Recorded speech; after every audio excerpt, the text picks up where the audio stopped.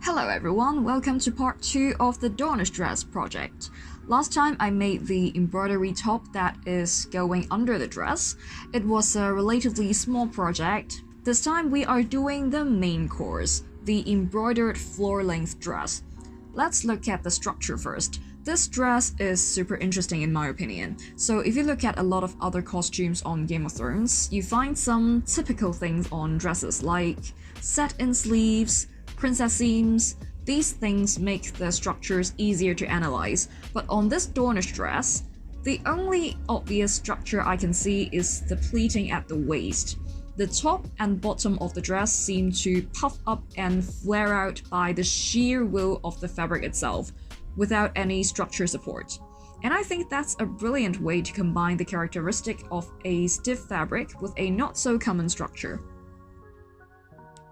Anyway, by only looking at the pictures and the footage, my theory about this dress is that it's made with 4 giant rectangles simply gathered at the waist, so I made a mock-up to test my theory.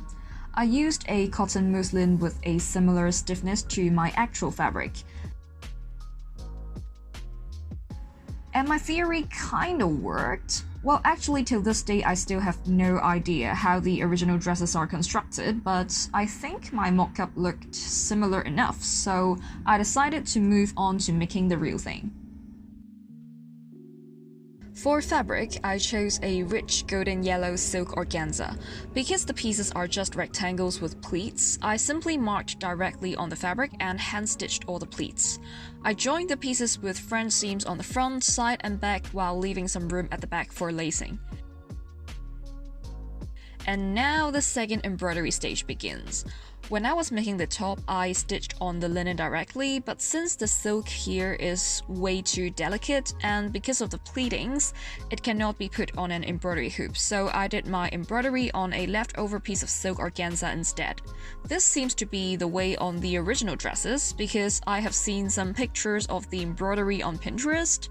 It looks like they are also embroidered somewhere else and then cut out and attached to the dress, kinda like appliques, so that's what I did as well. I embroidered a bunch of flowers, leaves, and some other weird-looking botanics.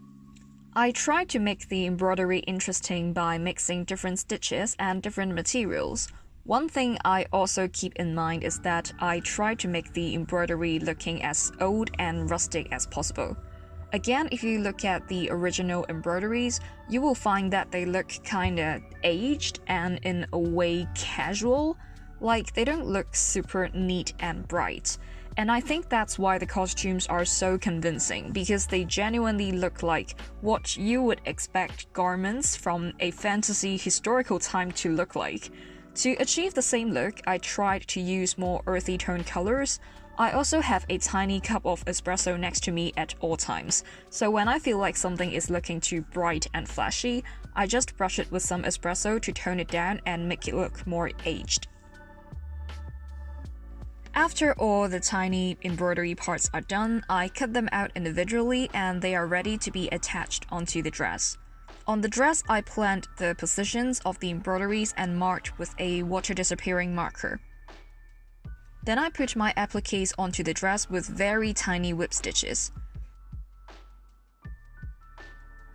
After the clusters of flowers are attached, I started stitching the stems to connect everything. Because stems are just thin, long lines, they don't put much tension on the fabric, so I stitched the stems directly onto the dress. After I finished all the embroidery, I moved on to finish the constructions. First, I did the eyelets on the center back. When I made the pattern, I made sure that this dress would only fit loosely on me, so the center back doesn't really take much pressure from the lacing, and that's why I simply hand-stitched some eyelets on the back, without adding any interfacing. After the back, I moved on to the puffy sleeve things. I put the dress on my trusty mannequin Lisa, and I started playing around with the sleeves. When I found the look I wanted, I took the dress down and hand-stitched all the pleats on the sleeves. Because the silk organza is very slingy, I added a cotton twill tape to act as a waist tape to make sure the waistline doesn't get all wonky. At this point, the most important constructions on the dress are done. The rest is just a bunch of hemming on the collar and the sleeves, which I did by machine.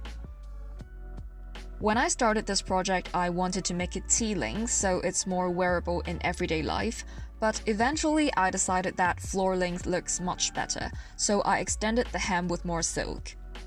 I also added some ties at the waist. This is not accurate to the original.